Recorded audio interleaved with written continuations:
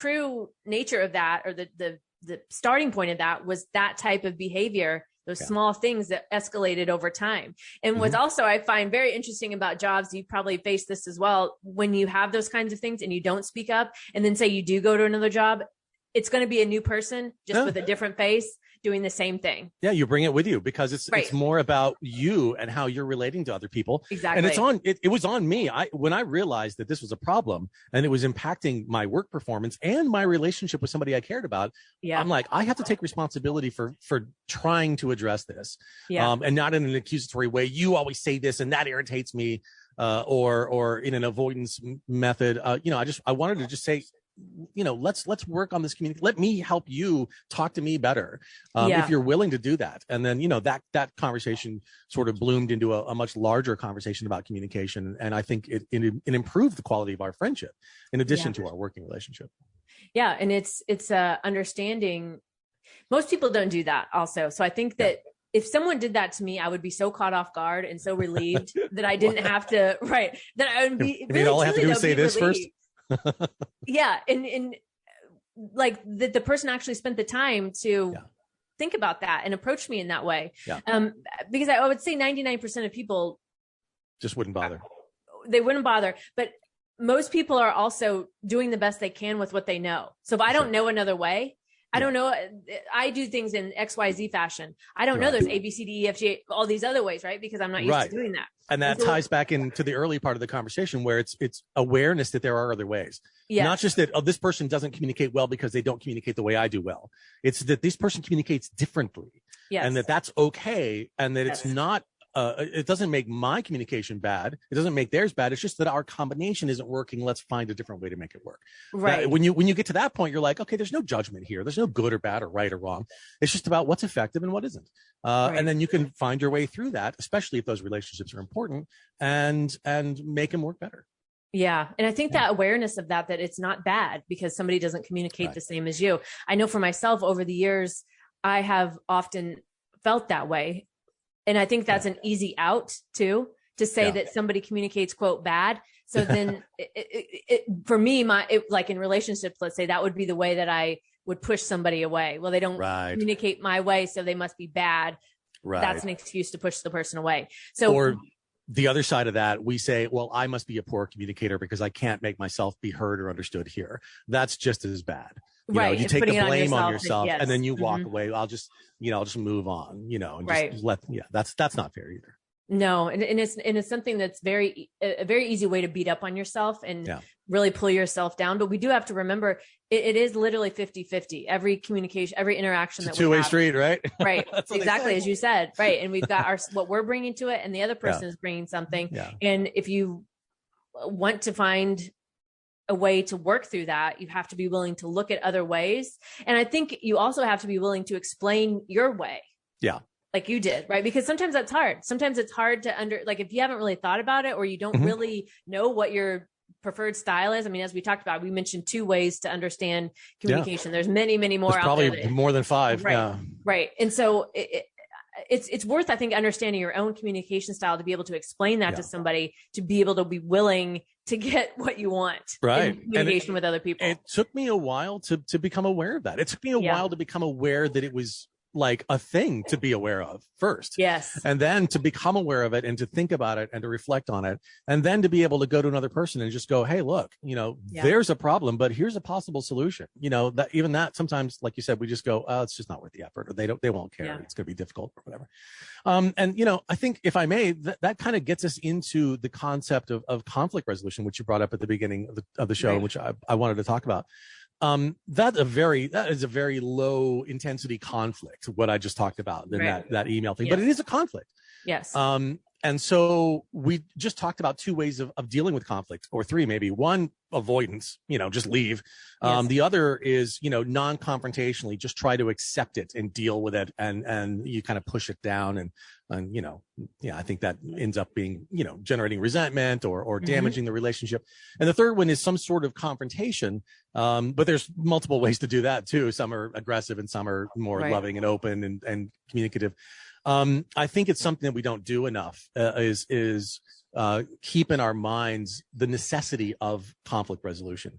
It's so easy, and I've done this a lot in my life, to just, when things go sideways, just take off, Yeah, leave, run, go the other way. That's there's other people, there's other jobs, there's other places. Yes. I'll just find somebody that I fit better with, Yes. Yeah. But then it repeats. As I said, the cycle, it's a different person, different face, but the exact same behaviors. It brings out the same emotions. You're faced with the same thing until you actually decide to do something about it. I remember realizing that pattern early on in my job. I was like, well, damn, I'm just recreating this every job that I go to. So I'm the constant here. So maybe there's something I need to look at.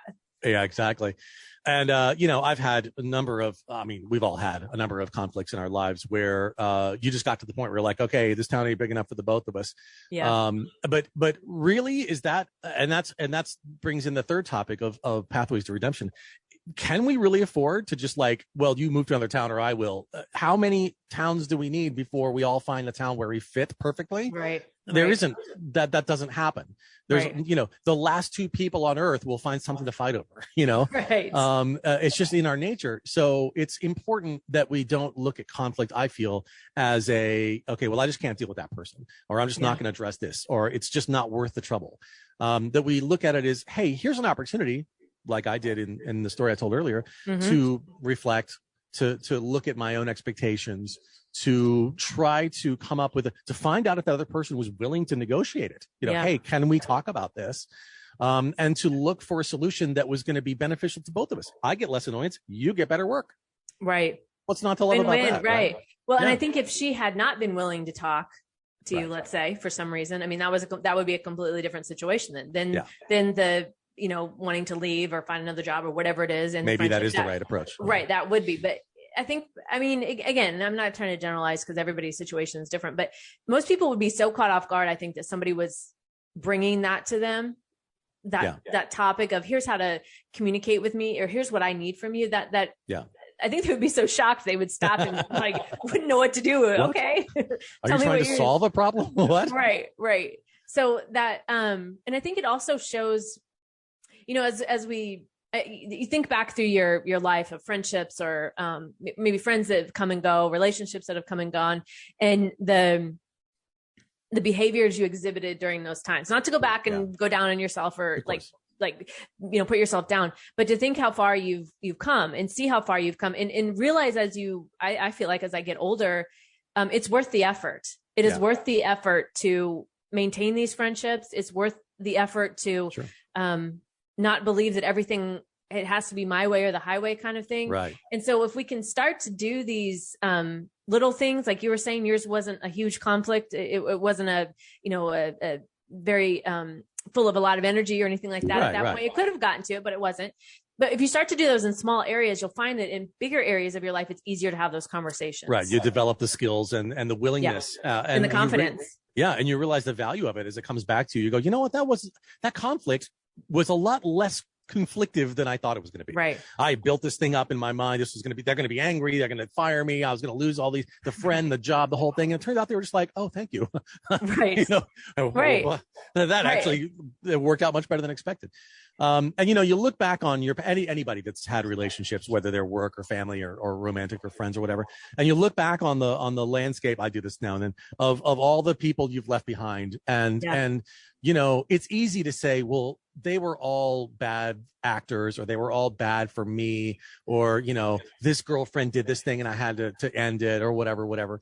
But is that really the case? Is it just dismissive?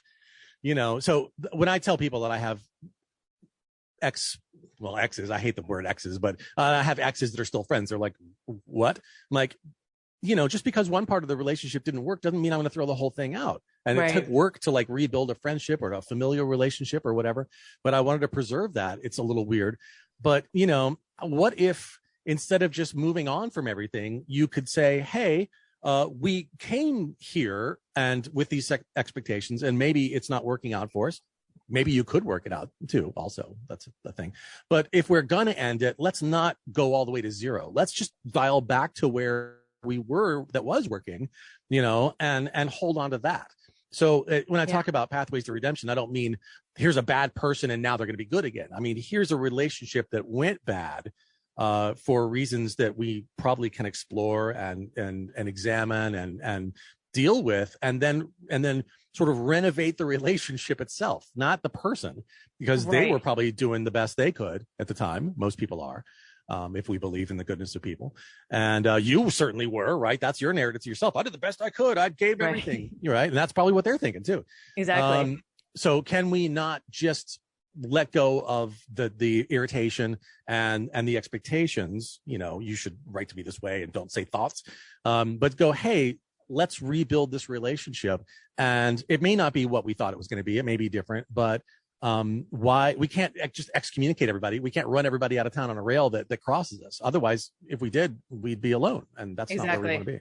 Yeah. Exactly. And it reminds, that pathway to redemption reminds me of, we had a circle of friends here, and there was one friend in the group who we just never quite lined up together. It was just not there was nothing particular that happened. It just, the vibe, I don't know.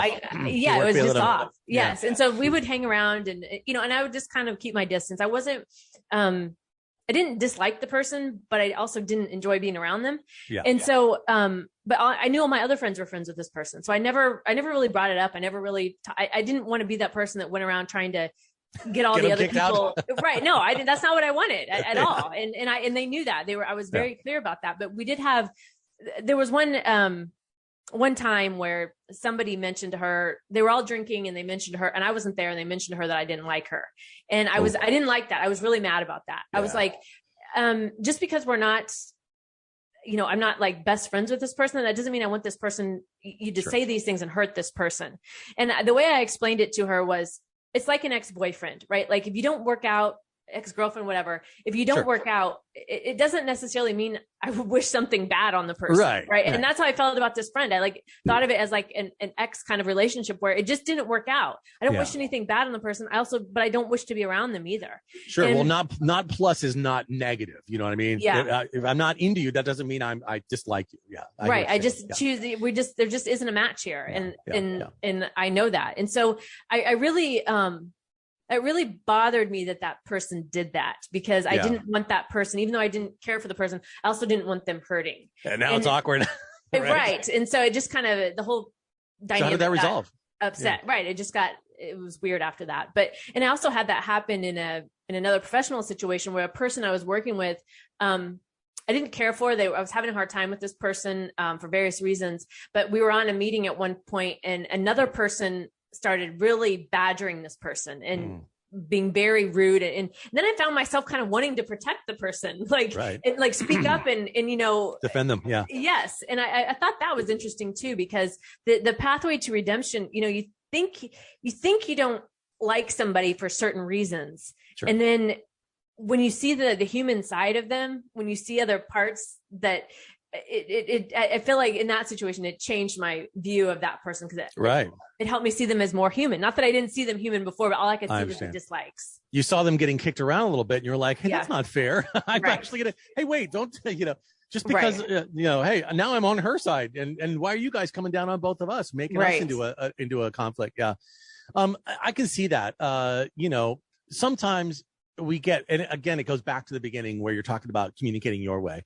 Yeah. I've met people and I'm just like, you seem like a decent person, but I'm not sure I'd really want to hang out with you if it was just the two of us. Yeah. Yeah. And there's nothing wrong with that, but we're in a larger group and I'm cool with you so long as you're not, mean to me or rude. And then you hang out with that person a little bit more and you're like, you are kind of rude to me. Yeah. Yeah. And maybe they're sensing that I'm not into them. And so they're pulling back from me, and it's just awkward. And at some point, you can just be like, well, I'm just going to leave this group. And then you cost yourself all the other friendships, or you can stay in the group, like you were saying, and like then the rest of the group has to have an intervention and like create trouble, or maybe just take that person aside one-on-one and go, hey man, me and you just hang out together once, and like let's get to know each other. Maybe we've got some common ground that can at least sort of diffuse this weirdness. And it turns out that you both like bowling. And you're like, well, let's go bowling, and then you have a great time together. And you're like, you know what, Bob's cool. We bowl together. It's all good. Right. Yeah. Yeah. And it doesn't have to be this, we're best friends in the friend scenario. I mean, I guess the point of this, of talking about this and bringing this up, is because it kind of goes back to what we were saying about communication in our way and the way we see things. I think that cascades out into our life. If we're willing to look at it with communication, can we be willing to look at it in other areas where, because I